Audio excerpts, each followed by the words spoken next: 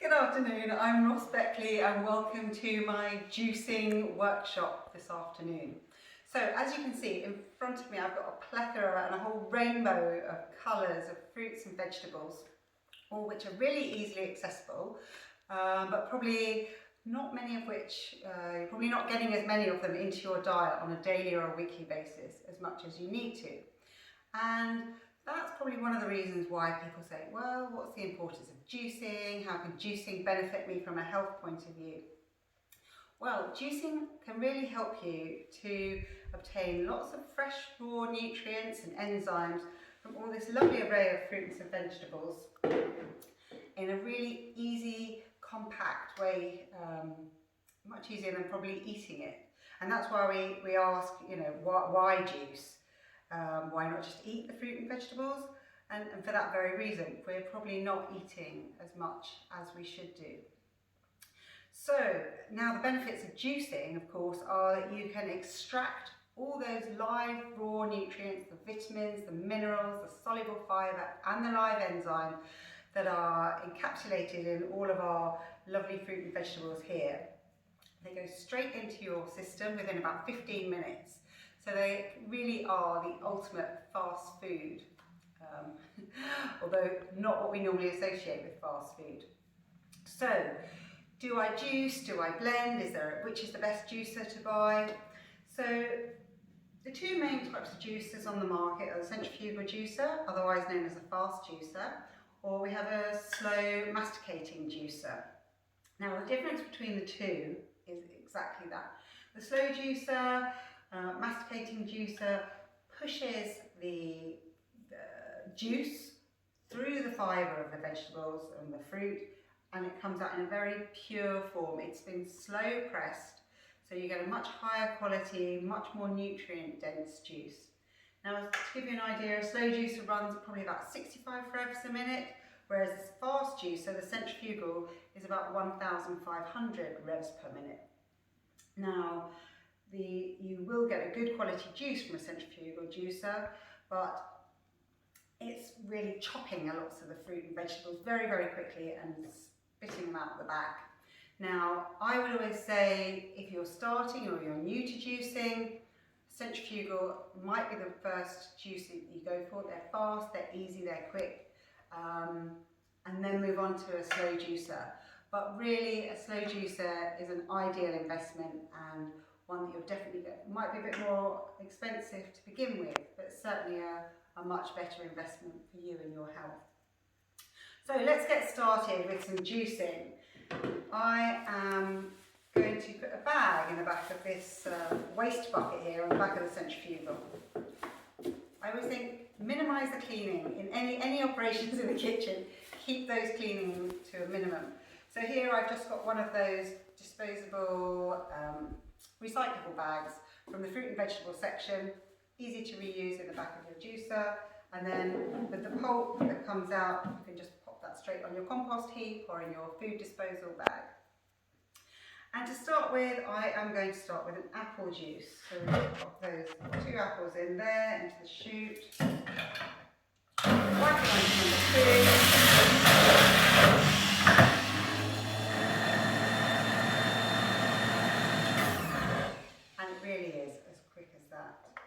Now, I'll just pour this into here.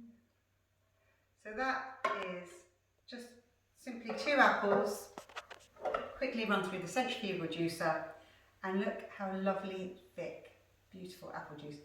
The smell from that's wonderful. Now, here to give you a comparison of why juicing gets such a bad rap is a cartoned apple juice. I put them together for you.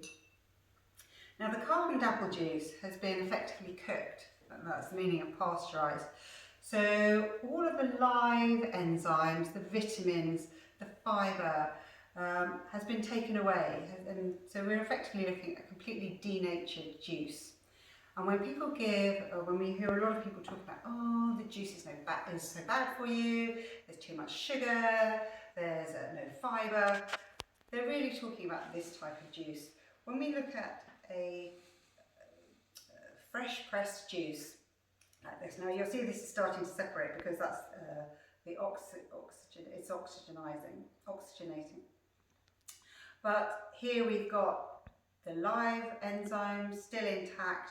We've got the vitamins, the minerals in that apple, and that could be similar for any fruit and vegetable. And we've got the fibre in here. So most people say, oh, juicing, where's all the fibre? You know, you're taking out the fibre, and we all need fibre in our diet, which is true. But we also fail to understand, I think, that all these fruit and vegetables have both soluble and insoluble fibre. Now the soluble fibre that we find here in the apple juice, known as pectin, is a wonderful fibre that helps to clean all of your intestine. So if you can imagine that you've got 25 to 30 feet of intestinal tract and gut, this pectin literally goes through your gut like a gel and just mops up all the unwanted mess really that is coating your intestinal lining. So don't ever think that you're going to be missing out on your fibre when you're juicing. So again, I'll just compare those two and put those to one side for the moment.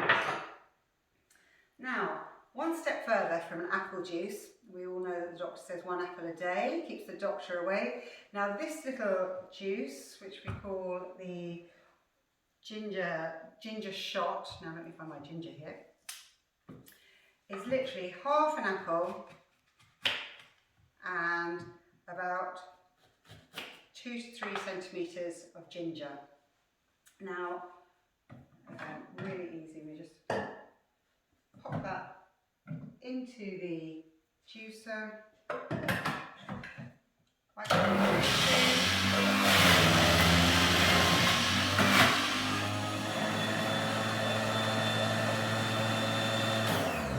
Absolutely gorgeous smell coming off of that ginger.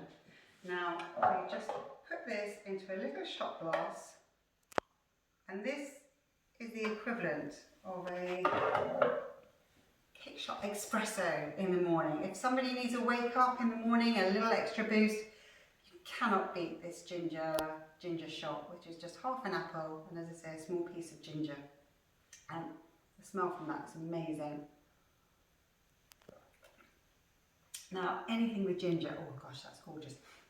Ginger is anti-everything really, antihistaminic, antibiotic, and a wonderful tonic for your body, especially on a daily basis. Now, if you don't want the fuss of making the ginger shot every day, what you can do is put that shot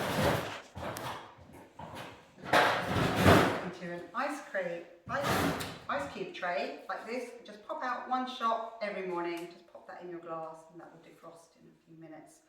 Now this is a little bit more yellow because when I make them at home I add lemon and turmeric as well. I've got some turmeric here.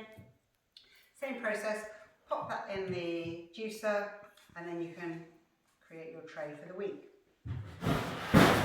We are all about simplicity and keeping things simple.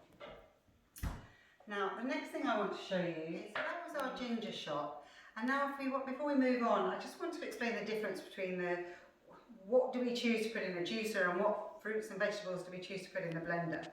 So if you work on the rule of thumb that anything you can eat really within 2 to 3 minutes, anything soft, that can go into your blender. And anything harder, the harder the fruit, the harder the vegetable, that tends to go into your juicer. Now if you think about, we're all born actually with a juicer and a blender by nature. So if you think of our teeth as our blender that's breaking down the fruit and vegetables and the fibre within those fruit and vegetables, and then it's our stomach and our digestive tract which is extracting the juice and taking the nutrients from the fibres of the fruit and vegetables. So we've got, let's use a courgette here for example. This is effectively 80% water, but like this, it's almost like a portable water bottle. When we put it in the juicer extracts the nutrients and the water from the vegetable, ready for us to drink and consume. So I've got some items over here next to my blender, which will be the typical things that you would use if you're putting into your blender. So you've got your bananas, soft. Again, you use the rule of thumb of eating, if you'd eat something within 2 to 3 minutes. We've got avocados, soft, easy to digest. We've got some berries here, some raspberries, we've got some cranberries, blueberries. We've also got our powders and our seeds. I'm going to come on to nuts later. We've got some tahini, other powders here. We've got some turmeric and cacao powder. They can all go into your blender because they're just not going to work going through a juicer. So rule of thumb, the harder it is, the harder the fruit or vegetable, that goes through your juicer. Now, I'm going to show you how to use the slow masticating juicer because that really does give a much better quality juice. So I'm just going to move this slow fast juicer out of the way for a moment.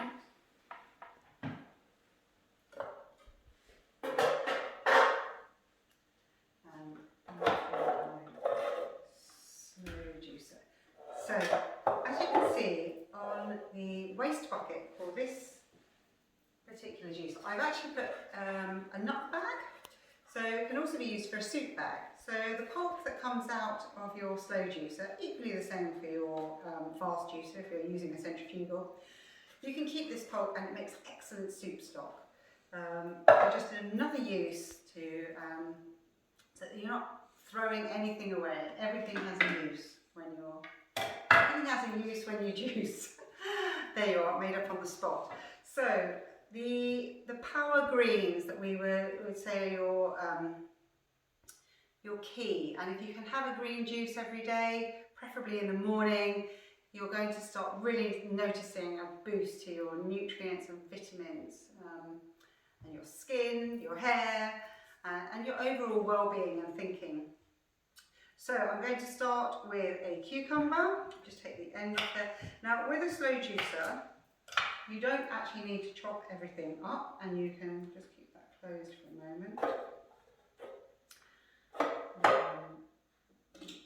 But I do prefer to chop things just because I find the knife in the middle of the juicer not so easy. So we turn that on. So as you can see, that is much slower already. I'm just going to let the juice come out there and masticate through really. So the good thing as well about the slow juicer is you don't have to tightly pack so much your green leafy vegetables. Although I do always tend to put them in before the harder vegetables because then they'll be pushed through. Leafy greens, you really want to extract as much of the juice from them as possible. So a good handful of spinach going in there. Spinach, kale, really as much chlorophyll as you can get into your juice as possible. So I've also got some watercress here. You can just pop that in. Put that down. Now, it's not a green juice unless you have some celery in there. Again, I chop my celery. You can just pop this in straight as it is. I tend to chop my celery because the string can sometimes block up your pulp spout here. So pop in that. Courgette goes in as well.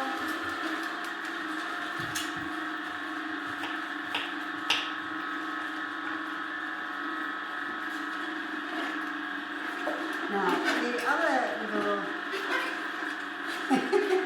most people don't like sprouts, and trying to get somebody to eat sprouts, even at Christmas time when they're cooked with lots and lots of butter, is difficult, but having them raw, to somebody they do, if you've gone mad, you said you wanted them to eat a raw sprout, wonderful in the juice.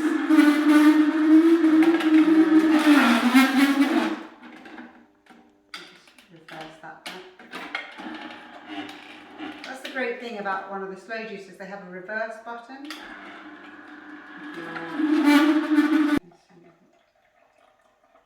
wonderful green, rich juice there, which smells absolutely lovely. So we'll just push that through.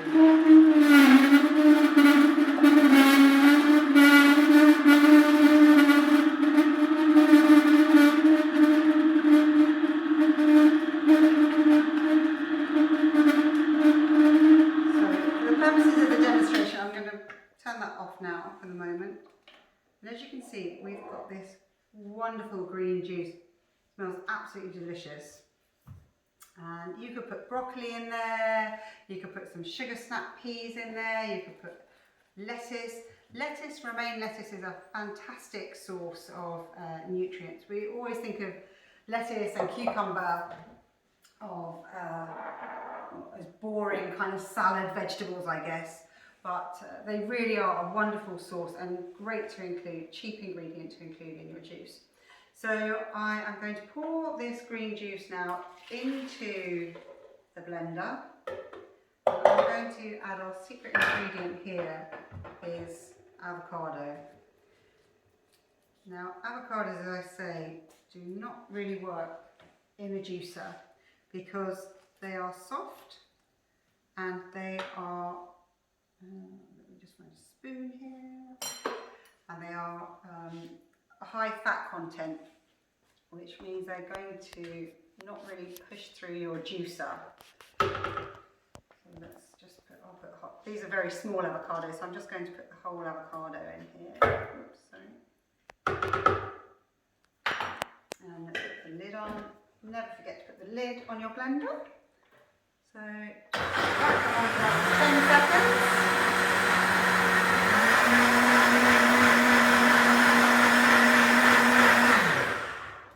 Now, some people do say that they put their juice through a slow masticating juicer to get the highest quality juice, and then you go and put it into a blender, that you're going to damage the juice in some way.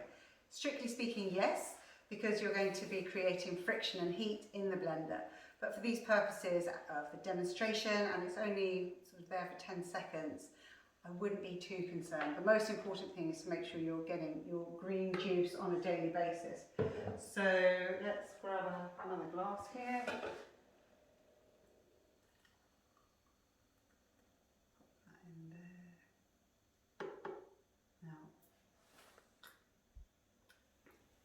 Now that is delicious. Now, even though that's got sprouts and celery and spinach and cucumber, that is absolutely lovely because the avocado really gives it a smooth, creamy texture. And anyone in your household that's not enjoying their fruit and vegetables or not taking their fruit and vegetables is not going to argue with you when you give them one of those. If you wanted to add a little bit of zest or a little bit of zing to that, you can always add a lime or even a lemon. Now, that brings me on nicely to the peeling and not peeling question. So of all these fruits and vegetables here, probably 90% there's no need to peel them. Now I would, this also as well, the argument about do we go organic or do we go standard supermarket fruit and vegetables?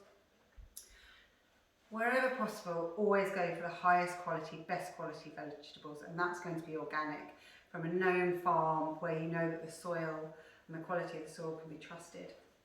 But of course, if you're new to juicing, if you're not eating vegetables regularly, or if someone in your family is not eating vegetables regularly, then, and if the price of organic is going to be prohibitive, then don't let that put you off. Standard vegetables is better than no vegetables at all. And when it comes to worries about pesticides on fruit and vegetables,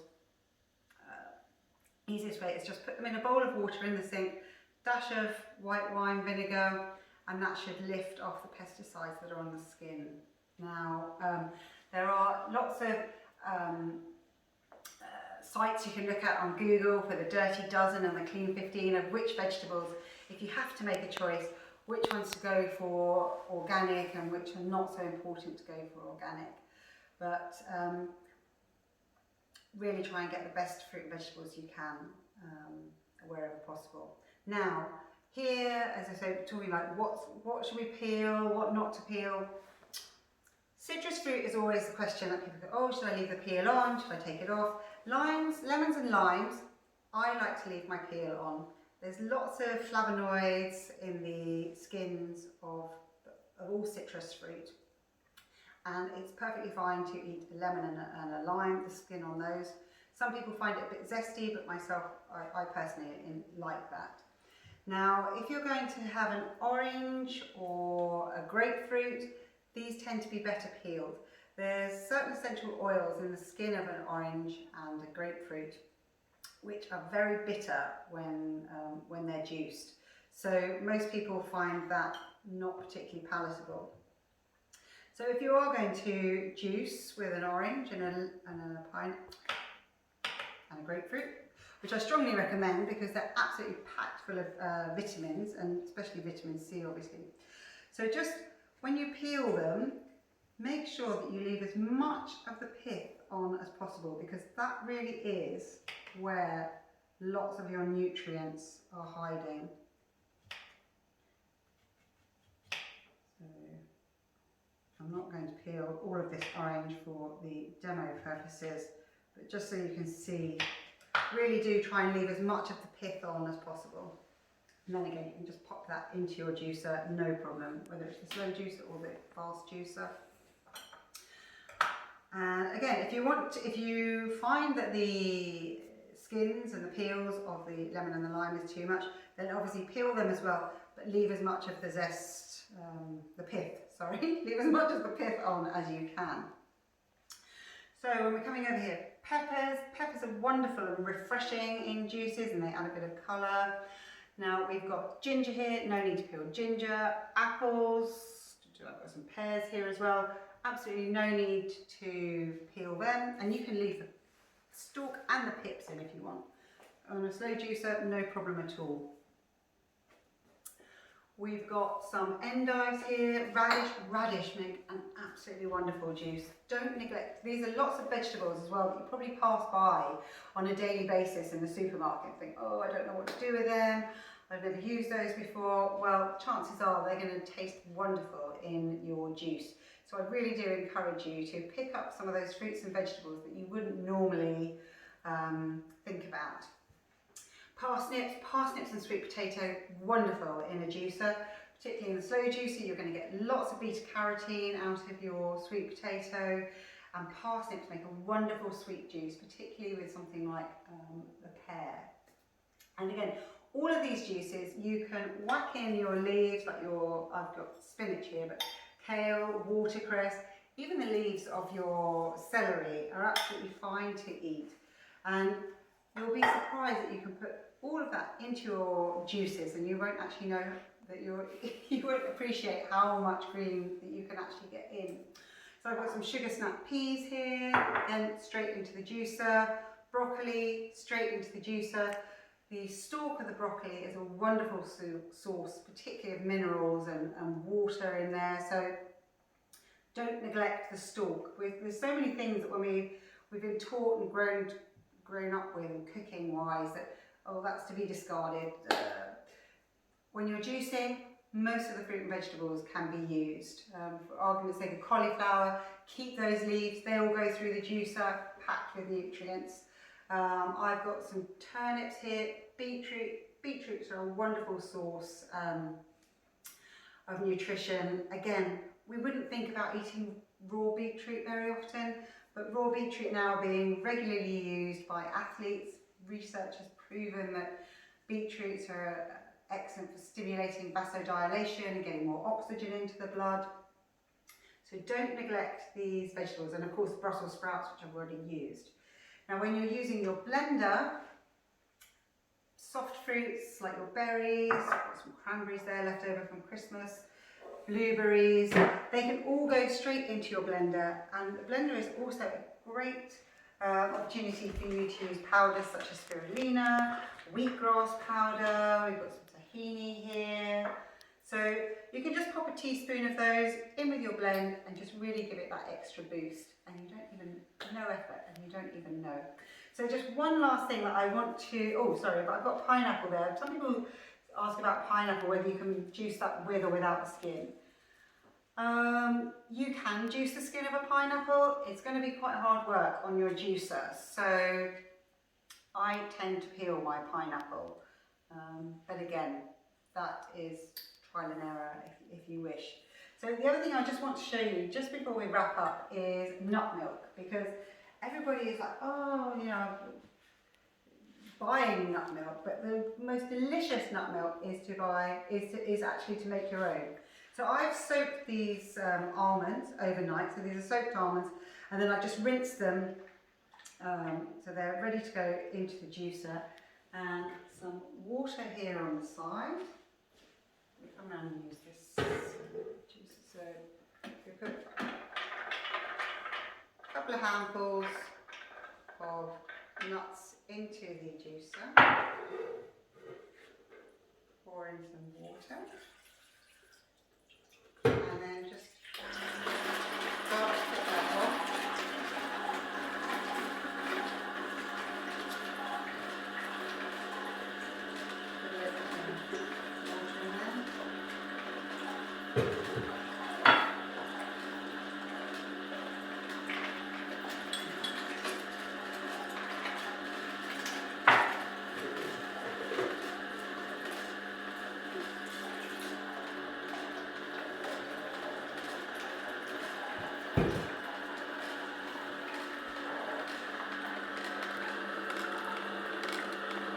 Now the thing that you can see on the slow juicer here is how dry the pulp is that's coming out. So I'm just going to turn that off for a moment.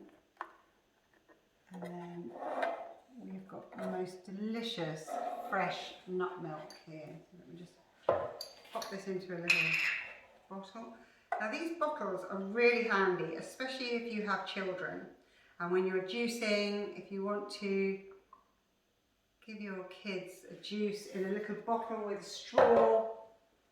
Great way to encourage them to get their fresh fruit and vegetable in on a daily basis. So that smells absolutely wonderful. So I think that's really it in a nutshell. We've gone through all the different vegetables and fruit that we've got here, what to peel, what not to peel.